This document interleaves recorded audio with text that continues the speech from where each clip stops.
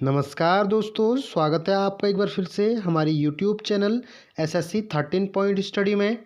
तो दोस्तों, आज का हमारा टॉपिक है उत्तराखंड का जो राजनीतिक प्रशासनिक ढांचा है। यह हमारा आज का टॉपिक होगा।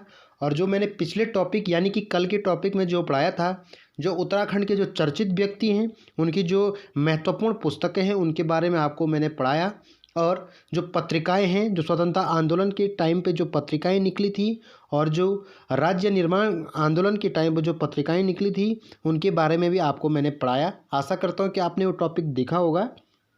अगर फ्रेंड्स आपने वो टॉपिक नहीं देखा तो आप इस वीडियो के डिस्क्रिप्शन में उस वीडियो का लिंक देख सकते हैं। तो दोस्तों, इस टॉपिक को शुरू करने से पहले आपसे एक रिक्वेस्ट है, अगर चैनल पर नए आए हैं तो चैनल को सब्सक्राइब कीजिए, साथ ही बेल आइकन को प्रेस कीजिए। तो दोस्तों, आज की वीडियो शुरू करते हैं। तो देखिए, जो उत्तराखंड का जो राजनीतिक प्रशासनिक ढांचा है, जो शासन प्रशासन उत्तराखंड राज्य में चलता है, उसके बारे में आपको पढ़ाऊंगा। और सबसे पहले आप देखिए राज्यपाल। राज्यपाल में आपको पता होगा कि राज्यपाल जो होता है उसकी नियुक्ति राष्ट्रपति करता है। और राज्यपाल जो होता है वो किसके प्रसाद पर्यंत होता है? राष्ट्रपति के प्रसाद पर्यंत अपने पद पर बना रहता है। तो देखिए, सबसे पहले राज्यपाल संविधान की अनुच्छेद 153, जो संविधान का अनुच्छेद 153 के अनुसार उसमें यह कहा गया है कि प्रत्येक राज्य में एक राज्यपाल की व्यवस्था होगी। तो देखिए, संविधान के अनुच्छेद 153 के अनुसार राज्यों के लिए एक राज्याध्यक्ष मतलब राज्यपाल की व्यवस्था की गई है। और राज्यपाल शब्द राज्य सरकार का बोध कराता है। जो राज्यपाल शब्द है वो किसका बोध कराता है? अर्थात इसका मतलब ये है कि जो राज्यपाल है वो किसका बोध कराता है? राज्य सरकार का बोध कराता है। ओके, नेक्स्ट देखिए दोस्तों, राज्य की कार्यपालिका शक्ति। जो राज्य की कार्यपालिका शक्ति होती है किस में निहित होती है? जो राज्य की कार्यपालिका शक्ति है वह राज्यपाल में निहित होती है। ओके, राज्य की कार्यपालिका शक्ति किस में निहित होती है? जैसे आपको पता होगा कि देश की जो कार्यपालिका शक्ति होती है किस में निहित होती है? वह राष्ट्रपति में निहित होती है। उसी प्रकार राज्यों में जो कार्यपालिका की शक्ति होगी किसके पास होगी? राज्यपाल के पास होगी। ओके, इसका मतलब ये है कि जो कार्य राष्ट्रपति का देश में होता है वही कार्य राज्यपाल का कहाँ होता है? राज्यों में होता है। तो दोस्तों, आशा करता हूँ कि आपको आसानी से समझ में आ रहा होगा। नेक्स्ट देखिए, राज्यपाल राज्य का संवैधानिक प्रमुख होता है। जो संविधान का प्रमुख होता है वह कौन होता है? राज्यपाल होता है। और विवेकाधीन शक्ति का प्रयोग करते समय वह वास्तविक प्रमुख हो। जो विवेकाधीन शक्ति होती है राज्यपाल के पास, वह जब उसका प्रयोग करता है तो उस टाइम वो क्या होता है? उस टाइम वह वास्तविक प्रमुख होता है। ओके, नेक्स्ट देखिए, राज्यपाल राज्य के विश्वविद्यालयों का कुलाधिपति, जो कुलपतियों का अध्यक्ष होता है। जब सपोज दैट किसी राज्य का विश्वविद्यालय है, वहाँ का एक क्या होता है? कुलपति होता है। विश्वविद्यालय का क्या होता है? कुलपति होता है। तो जो कुलपतियों का मतलब सपोज दैट उत्तराखंड में कितने विश्वविद्यालय हैं, तो उन सभी कुलपतियों का अध्यक्ष कौन कौन कहलाता है? तो उन सभी कुलपतियों का अध्यक्ष राज्यपाल होता है। ओके, नेक्स्ट देखिए, राज्यपाल की नियुक्ति किसके द्वारा होती है? राज्यपाल की नियुक्ति राष्ट्रपति के प्रसाद पर्यंत होती है। अर्थात प्रसाद पर्यंत का अर्थ है कि यदि राष्ट्रपति चाहे तो राज्यपाल को 1 साल में भी हटा सकता है, 6 महीने में भी हटा सकता है, और जितना राष्ट्रपति चाहे एक व्यक्ति को राज्यपाल बना सकता है। ओके, उतने समय तक उसको उसके पद पर रह सकता है। ओके, नेक्स्ट देखिए, राष्ट्रपति जब चाहे राज्यपाल को हटा सकता है। मैंने यही कहा था कि राष्ट्रपति जब चाहे राज्यपाल को हटा सकता है। ओके दोस्तों, नेक्स्ट देखिए दोस्तों, आशा करता हूँ कि आपने राज्यपाल के बारे में कंप्लीट समझा होगा कि राज्यपाल के राज्य में क्या कार्य होते हैं, वह किसके प्रसाद पर्यंत अपने पद पर रहता है, और उसको शपथ कौन दिलाता है। आपको पता हो कि राज्यपाल को शपथ कौन दिलाता है? वो भी कौन दिलाता है? राष्ट्रपति ही दिलाता है। ओके, नेक्स्ट देखिए, मंत्रिपरिषद। आपको मंत्रिपरिषद के बारे में पढ़ना है क्योंकि परीक्षा में पूछा जा सकता है मंत्रिपरिषद के बारे में कि किस अनुच्छेद में आता है। मंत्रिपरिषद में मुख्य व्यक्ति कौन होता है उसके बारे में आपको पढ़ाऊंगा। देखिए, संविधान के अनुच्छेद 164 के अनुसार राज्यपाल सर्वप्रथम मुख्यमंत्री की नियुक्ति करता है। इससे पहले आपको राज्यपाल के बारे में पढ़ाया था। और इसमें यह कहा गया है कि अनुच्छेद 164 के अनुसार जो राज्य का राज्यपाल होगा वह मुख्यमंत्री को क्या देगा, शपथ देगा। ओके, और उसकी सलाह पर अन्य मंत्रियों की नियुक्ति करता है। अर्थात जब राज्यपाल मुख्यमंत्री को शपथ दिलाता है, उसकी नियुक्ति करता है, तो उसके बाद मुख्यमंत्री की सलाह पर जो राज्यपाल होगा वो अन्य मंत्रियों की क्या करता है, नियुक्ति करता है। अर्थात जो मुख्यमंत्री होगा वो क्या करता है कि राज्यपाल को सलाह देता है कि वह अन्य मंत्रियों की क्या करे, नियुक्ति करे। तो किसकी सलाह पर देता है राज्यपाल, नियुक्ति किसके सलाह पर करता है, मुख्यमंत्री की सलाह पर अन्य मंत्रियों की नियुक्ति करता है। आपको ये ध्यान रखना होगा कि कई बार कन्फ्यूज हो जाते हैं कि जो अन्य मंत्रियों की जो नियुक्ति करता है वो किसकी सलाह पर करता है। कई लड़के क्या कर देते हैं कि राज्यपाल कर देते हैं। तो आपको ये ध्यान में रखना होगा, क्योंकि आगामी जो परीक्षाएं हैं वो काफ़ी इम्पोर्टेंट परीक्षाएं हैं, क्योंकि पटवारी भी जल्द ही परीक्षा होने वाले उत्तराखंड में, और पटवारी की परीक्षा है। पुलिस विभाग में भी आपको पता होगा कि फिजिकल की डेट अप्रैल में 25 अप्रैल बताई जा रही है। तो आपको ये सारा चीज़ ध्यान में रख के आपको अपनी तैयारी करनी होगी। लगातार आपको दिन के तकरीबन 8 घंटे पढ़ना ही होगा। तो दोस्तों आगे देखिए, नियुक्ति के बाद अनुसूची 3 के अनुसार, नियुक्ति के बाद अनुसूची 3 के अनुसार, जो अनुसूची 3 के अनुसार पद एवं गोपनीयता की शपथ दिलाता है कौन, राज्यपाल।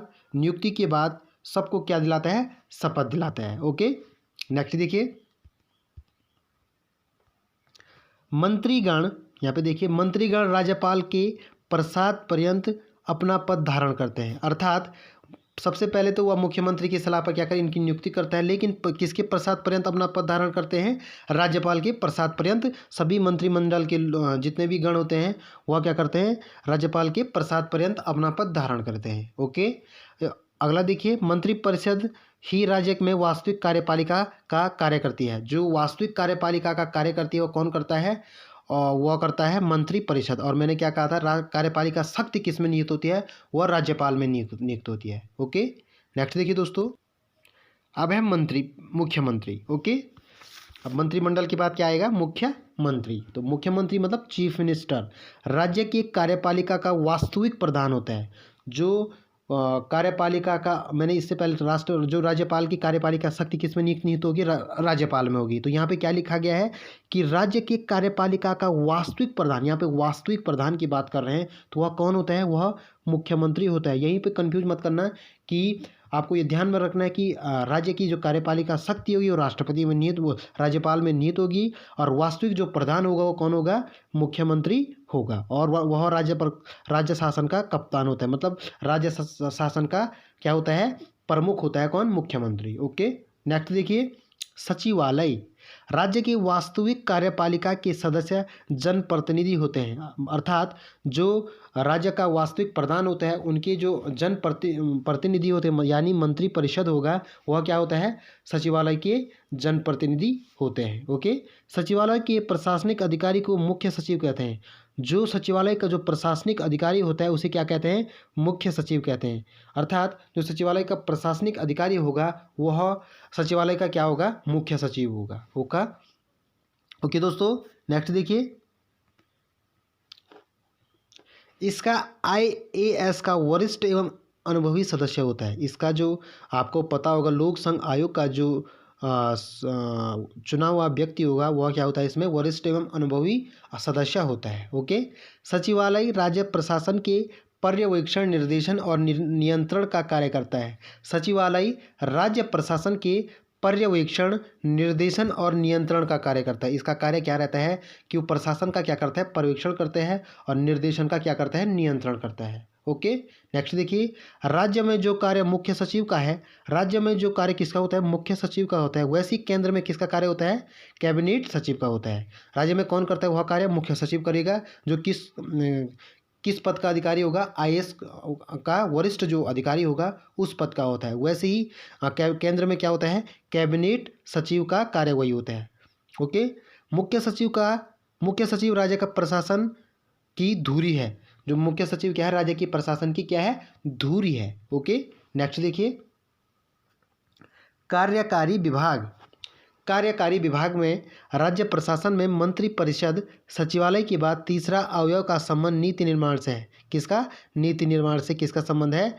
तीसरा अवयव के क्या है? कार्यकारी विभाग का है। ओके, नेक्स्ट देखिए, जबकि कार्यकारी विभाग क्रियान्वयन के लिए प्राथमिक रूप से जिम्मेदार संस्था है। ओके, नेक्स्ट देखिए, जिलाधिकारी के नेतृत्व में राज्य में 13 जिले होते हैं। किसके नेतृत्व में होते हैं? जो जिले होते हैं किसके नेतृत्व में होते हैं? वो है डीएम यानी कि डिस्ट्रिक्ट मजिस्ट्रेट होता है, जो जिलाधिकारी होता है उसके नेतृत्व में कितने जिले हैं? 13 जिले होते हैं। ओके, नेक्स्ट देखिए, उप जिलाधिकारी के नेतृत्व में तहसीलें होती हैं। आपको ये ध्यान रखना है कि जो जिलाधिकारी है, प्रत्येक हमारे उत्तराखंड में 13 जिले हैं, तो प्रत्येक ज़िले का एक जिलाधिकारी होगा और उसमें जितने तहसील हैं उसमें उनका जो उप जिला नेतृत्व कौन करता है? वह करता है तहसील। जो उप जिलाधिकारी होता है वो क्या करता है? तहसीलों का नेतृत्व करता है। ओके, वर्तमान में राज्य में कुल 100 तहसीलें हैं। जो उत्तराखंड राज्य है उसमें कितने तहसीलें हैं? उत्तराखंड राज्य में 100 तहसीलें हैं, आपको ध्यान रखना है। और राज्य गठन से पूर्व कितने तहसीलें थी? जो राज्य गठन से पूर्व जो तहसीलें थी वो 49 तहसीलें थी। ओके, नेक्स्ट देखिए, एक ही साथ 29 नई तहसीलों का गठन मई 2004 में हुआ था। जो मई 2004 में क्या किया गया कि सरकार ने एक ही साथ 29 नई क्या की? नई तहसीलों का क्या किया? निर्माण किया। ओके, तो दोस्तों और कुल राज्य में 95 ब्लॉक हैं। आपको ये ध्यान रखना है कि 100 तहसीलें हैं और कितने ब्लॉक हैं राज्य में? तो राज्य में, उत्तराखंड राज्य में 95 क्या हैं? ब्लॉक हैं। ओके, तो दोस्तों आशा करता हूँ कि आपको ये टॉपिक समझ में आ रहा होगा। नेक्स्ट देखिए, अब है महाधिवक्ता। संविधान के अनुच्छेद, किस अनुच्छेद में महाधिवक्ता की नियुक्ति होती है? तो संविधान के अनुच्छेद 165 के तहत अनुसार राज्य में महाधिवक्ता की नियुक्ति राज्यपाल द्वारा की जाती है। तो महाधिवक्ता की नियुक्ति भी कौन करता है? ये करता है राज्यपाल। और देश में महाधिवक्ता की नियुक्ति कौन करता है? तो देश में जो महाधिवक्ता की नियुक्ति करेगा वह राष्ट्रपति करता है। आपको ये ध्यान रखना है कि जैसे ही देश में राष्ट्रपति का कार्य होता है, वैसे ही राज्य में किसका कार्य होगा? राज्यपाल का कार्य होगा। ओके, तो देखिए अनुसार महाधिवक्ता की क्या होती है? नियुक्ति की जाती है और राज्यपाल के प्रसाद पर्यंत अपने पद पर बना रहता है। तो जैसे मैंने बताया था कि जैसे इसमें देखिए, राज्यपाल के प्रसाद पर्यंत कौन रहता है?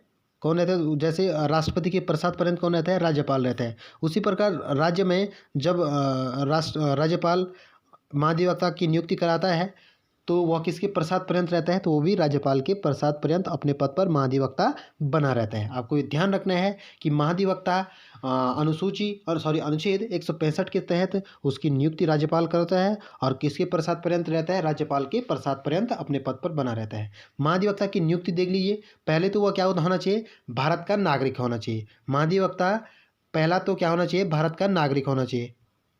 तो देखिए, पहले तो वह भारत का नागरिक होना चाहिए और 10 वर्ष से अधिक समय से न्यायिक कार्य से जुड़ा हो। मतलब किस में जुड़ा हो? जिला न्यायालय या किसी में भी जुड़ा हो, या तो कम से कम 10 वर्ष से उच्च न्यायालय में अधिवक्ता का कार्य किया हो। मतलब या तो 10 वर्ष से अधिक समय से न्यायिक कार्य से जुड़ा हो, या क्या होना चाहिए? 10 वर्ष से अधिक उच्च न्यायालय में अधिवक्ता मतलब वकील का कार्य किया हो। तो वह किसके योग्य होता है? वह महाधिवक्ता चुनने के योग्य होता है। यह विधि विषयों पर राज्यपाल को सलाह देता है। यह जो विधि विषय होते हैं वह किसी से सलाह देता है? तो वह राज्यपाल को राज्य में सलाह देता है। ओके, नेक्स्ट देखिए, राज्यपाल द्वारा विधि विषयों का संपादन करता है। राज्यपाल द्वारा विधि विषयों का संपादन करता है। जो विधि विषय होते हैं उसका संपादन कौन करता है? वह करता है महाधिवक्ता। ओके दोस्तों, नेक्स्ट देखिए, राज्य के प्रथम महाधिवक्ता कौन है? ये भी आपको ध्यान रखना है कि जो राज्य के जो प्रथम महाधिवक्ता हैं वह मेहरबान सिंह नेगी हैं। ओके, याद रखना आपको कि राज्य के प्रथम महाधिवक्ता हैं वो मेहरबान सिंह नेगी हैं। आपको कमेंट में बताना है कि जो वर्तमान में उत्तराखंड के जो महाधिवक्ता है वो कौन है। ओके दोस्तों, तो आपको ये कमेंट में बताना है। ओके, नेक्स्ट देखिए, विधानमंडल। अब आपका जो टॉपिक होगा वो होगा विधानमंडल। तो देखिए, विधानमंडल राज्य में विधि निर्माण के लिए विधानमंडल की व्यवस्था की गई है। विधि निर्माण के लिए किसकी व्यवस्था की गई है राज्य में? वो उसकी विधानमंडल की व्यवस्था की गई है। विधानमंडल के दो अंग हैं। विधानमंडल में दो अंग आते हैं। एक आता है राज्यपाल, जो मैंने आपको पढ़ा दिया है किस अनुच्छेद के तहत शपथ दिलाता है, किस अनुच्छेद के तहत वो अगर कार्यपालिका का शक्ति नीत होती है, तो आपको मैंने ये सब पढ़ा दिया है। और यह दूसरा अंग क्या होता है? विधानसभा। राज्य में विधानमंडल के दो अंग हैं, राज्यपाल और विधानमंडल। ओके, नेक्स्ट देखिए, सबसे पहले आएगा राज्यपाल। तो राज्यपाल क्या होता है? विधान सभा में सबसे ऊपर उपराज्यपाल का स्थान है। सॉरी, ऊपर किसका स्थान है? विधानसभा में सबसे ऊपर राज्यपाल का स्थान है। उसके हस्ताक्षर के बिना कोई कानून परिवर्तन में नहीं आ सकता है। उसके हस्ताक्षर के बिना क्या होता है? कोई कानून परिवर्तन में नहीं आता। जो कानून लागू होगा वो किसके अनुसार होगा? राज्यपाल के अनुसार होगा। ओके, राज्यपाल विधानसभा के अधिवेशन को आहूत करता है। जो विधानसभा का अधिवेशन होता है, साल में 2 बार विधानसभा का अधिवेशन होता है, उसका अधिवेशन कौन करता है? वो करता है राज्यपाल। हो गया। सत्रावसन करता है तथा विधक विघटन करता है। ये क्या करता है कि राज्यसभा की अधिवेशन को आहूत करता है, सत्रावसन करता है तथा विघटन भी करता है, और सदन का सत्र शुरू होने पर भाषण करता है। शुरू होने पर आप कौन भाषण करेगा? वह राज्यपाल करता है। ओके, और क्या करता है? बजट रखवाता है, लेकिन पेश नहीं करता है। ओके, नेक्स्ट देखिए, विधेयकों को राष्ट्रपति के पास भेजने के लिए आरक्षित रखता है। जो विधेयक होते हैं वो राष्ट्रपति के पास भेजने के लिए क्या करता है? आरक्षित रखता है। अब विशेष परिस्थितियों में जब सदन सत्र में ना हो, तो वह क्या करता है कि अध्यादेश जारी करता है। देश में अध्यादेश जारी कौन करता है? वह कौन करता है? राष्ट्रपति करता है। और राज्य में अध्यादेश जारी कौन करेगा? तो वो करेगा राज्यपाल। ये सभी राज्यपाल की क्या है? विधायी कार्य है। ओके, आशा करता हूँ कि आपको टॉपिक समझ में आया होगा। नेक्स्ट देखिए, विधानसभा। अब विधानमंडल के दो अंग में आपको राज्यपाल के बारे में पढ़ाया। उससे पहले भी मैंने आपको राज्यपाल के बारे में बताया था कि राज्यपाल किस अनुच्छेद के तहत राज्यपाल की नियुक्ति होती है और कौन करता है राज्यपाल की नियुक्ति। तो आपको ये सारा चीज़ मैंने आगे पढ़ा दिया था। अब देखिए, विधानमंडल का दूसरा अंग विधानसभा। ओके, विधानमंडल का दूसरा अंग क्या है? विधानसभा।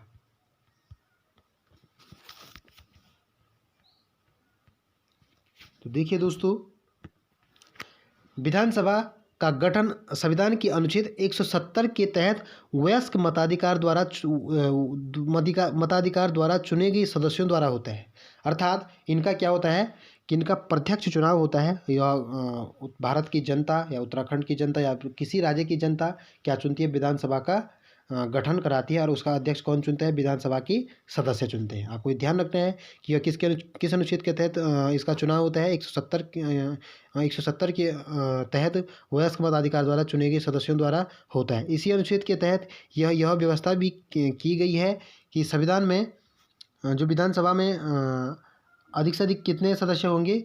500, और कम से कम 60 सदस्य होंगे। जो विधानसभा में यह 170 अनुच्छेद के तहत यह कहा गया है कि अधिक से अधिक विधानसभा में 500 सदस्य, और कम से कम अधिक से अधिक कितने होंगे? 500 सदस्य, और कम से कम होंगे, तो कम से कम होंगे 60 सदस्य हो सकते हैं। ओके, नेक्स्ट देखिए, अनुच्छेद 173 में क्या कहा गया है कि अनुच्छेद 173 यह कहता है कि विधानसभा की सदस्यता के लिए निर्धारित योग्यताएं वही है जो लोकसभा के सदस्य निर्धारित करते हैं। अर्थात जो देश में लोकसभा के सदस्यों की योग्यता होती है लोकसभा सदस्य बनने की, उसी प्रकार राज्य में विधानसभा की सदस्यता ग्रहण करने के लिए वही योग्यता होती है। ओके, नेक्स्ट देखिए, क्या क्या योग्यताएँ हैं वो देख लीजिए। तो वह योग्यताएँ हैं, वह भारत का नागरिक हो, 25 वर्ष की आयु पूरी कर चुका हो, वह किसी लाभ के पद पर ना हो, वह लाभ के पद पर भी नहीं होना चाहिए, और संसद द्वारा बनाई गई किसी विधि के अधीन राज्य विधानसभा का सदस्य चुने जाने के योग्य हो। ओके, उस पर कोई कानूनी कार्रवाई ना हो। ओके, नेक्स्ट देखिए, विधानसभा सदस्य चुने जाने के बाद और पद ग्रहण करने से पूर्व राज्यपाल या उसका प्रतिनिधि तीसरी अनुसूची के अनुसार शपथ दिलाता है। जो विधानसभा के सदस्यों को शपथ दिलाने का कार्य कौन करता है? वह करता है राज्यपाल। ओके, सामान्यतया विधानसभा का कार्यकाल 5 वर्षों का होता है। विधानसभा का कार्यकाल कितना होता है? 5 वर्षों का होता है। और लेकिन उसकी शर्तें भी है। अगर आपको बढ़ाना है तो वो क्या होता है कि राष्ट्रीय आपातकाल की उद्घोषणा के प्रवर्तन की स्थिति में विधानसभा की अवधि को कितने वर्ष के लिए बनाया जा सकता है? 1 वर्ष के लिए बढ़ाया जा सकता है और 6 महीने से अधिक समय के बाद जारी नहीं रह सकती है। और 6 महीने से अधिक के समय क्या होना चाहिए कि वह जारी नहीं रह सकती है और उसको चुनाव किसी भी विधानमंडल को चुनाव कराना आवश्यक हो जाता है। ओके, नेक्स्ट देखिए।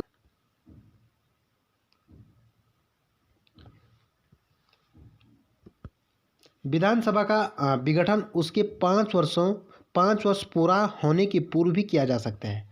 क्या होता है कि विधानसभा का जो विघटन आप 5 वर्ष से पूर्व भी इसका विघटन किया जा सकता है, लेकिन उसके जो शर्तें हैं वो आप देख लीजिए। किया जाए इसका विघटन मंत्रिपरिषद की सलाह पर राज्यपाल द्वारा किया जाता है। अगर मंत्रिपरिषद इसका विघटन करना चाहे तो वह किसकी सलाह पर इसका विघटन करेगा? तो वह राज्यपाल के द्वारा और मंत्रिपरिषद की सलाह पर करेगा। ओके, नेक्स्ट देखिए। राज्य में राष्ट्रपति शासन लागू होने की स्थिति में भी विधानसभा को विघटित किया जा सकता है। इसकी एक शर्त है कि जब राज्य में राष्ट्रपति शासन लगता है तब यहाँ क्या हो जाता है कि विधानसभा में जो विधानसभा को विघटित किया जा सकता है। ओके, नेक्स्ट देखिए।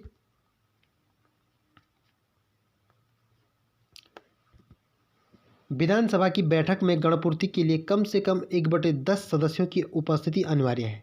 विधानसभा की जब बैठक होती है तो उसमें कितने गणपूर्ति होने चाहिए? लगभग 1/10 सदस्यों की उपस्थिति अनिवार्य है तथा यह संख्या किसी भी हालत में 10 से कम नहीं होनी चाहिए। अगर इससे कम होगी तो क्या नहीं होगी? विधानसभा की बैठक पूरी नहीं होगी। ओके, नेक्स्ट देखिए दोस्तों।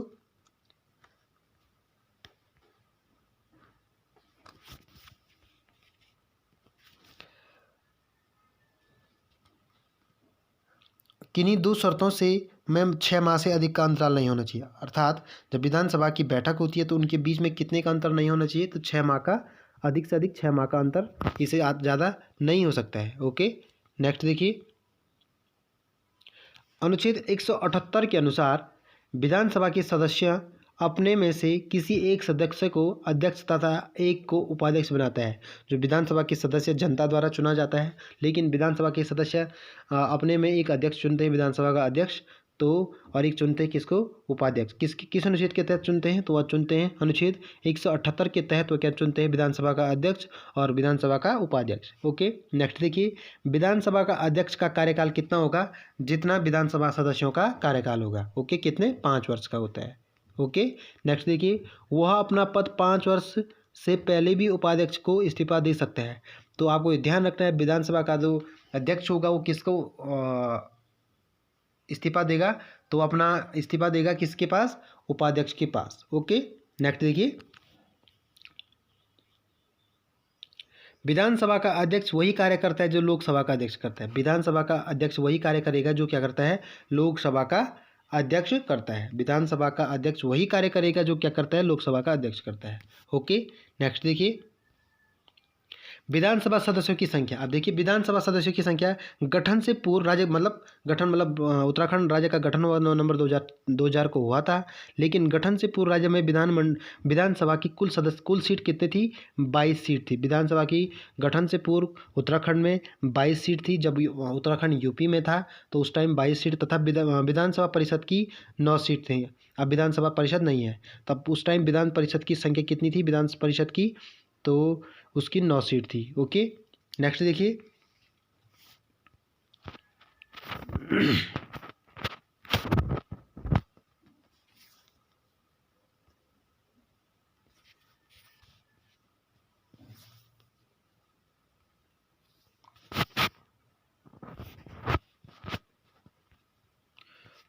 और वर्ष 2001 में इसे बढ़ाकर क्या कर दिया गया? 70 की गई। ओके, जो विधानसभा की जो सीटें थी वर्ष 2001 में 70 सीट कर दी गई। ओके, और फरवरी 2008 में पुनः क्षेत्र परिसीमन किया गया।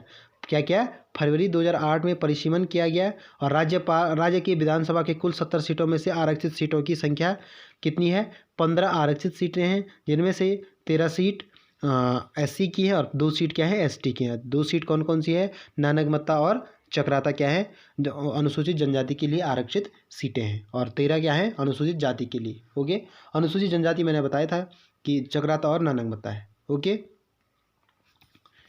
नेक्स्ट देखिए, अंतरिम विधानसभा। जो अंतरिम विधानसभा का गठन किया गया वो वर्ष 2000 में किया गया। तो 2000 में उत्तराखंड की अंतरिम विधानसभा के हेतु 31 विधायकों की व्यवस्था की गई थी। कितने विधायकों की व्यवस्था की गई? जो अंतरिम विधानसभा की चुनाव हुआ था तो उसमें 31 विधायकों की व्यवस्था की गई थी। और इन 31 विधायकों में से 22 सदस्य 1996 में यूपी विधानसभा के लिए चुने गए थे। तो इनमें से क्या थे, जो 22 सदस्य 1996 में क्या हुए थे, यूपी उत्तर प्रदेश विधानसभा के लिए चुने गए थे। जबकि जो 9 विधान परिषद के सदस्य थे वह भी क्या थे, यूपी के 9 विधानसभा के विधान परिषद के सदस्य थे। ओके, तो टोटल मिलाकर 22 और 9 कितने होंगे, 31 विधायक चुने गए थे। किसके लिए? अंतरिम विधानसभा की सदस्य विधानसभा को गठन करने के लिए। ओके, इन 9 सदस्यों में से एक सदस्य का कार्यकाल पूरा हो गया था। उनमें से क्या हुआ कि 9 सदस्य जो थे विधान परिषद के, उनमें से एक का कार्यकाल पूरा हुआ तो वह हट गया। तो अब विधानसभा की कितनी सीटें बच गई? तो उस टाइम बच गई 8 सीटें। ओके, अतः अंतरिम विधानसभा का गठन 30 विधायक से हुआ था। अंतरिम विधानसभा का जो गठन होगा तो वो कितने विधायकों से हुआ था? वो हुआ था 30 विधायकों से हुआ था। ओके, और भाजपा का बहुमत होने के कारण 9 नवंबर 2000 को उसी के नेतृत्व में अंतरिम सरकार का गठन हुआ था। 9 नवंबर 2000 को क्या किया गया था? अंतरिम सरकार का गठन किया गया। ओके, तो अंतरिम सरकार में राज्यपाल सुरजीत सिंह बरनाला, अंतरिम मुख्यमंत्री नित्यानंद स्वामी और प्रथम मुख्यमंत्री कौन थे अंतरिम? वो थे नित्यानंद स्वामी। ओके, नेक्स्ट देखिए, अंतरिम मंत्रिपरिषद में मुख्यमंत्री सहित 9 कैबिनेट मंत्री तथा 4 राज्य मंत्री थे। अंतरिम जो मंत्रिपरिषद था उनमें क्या था? 9 कैबिनेट मंत्री और 4 राज्य मंत्री थे।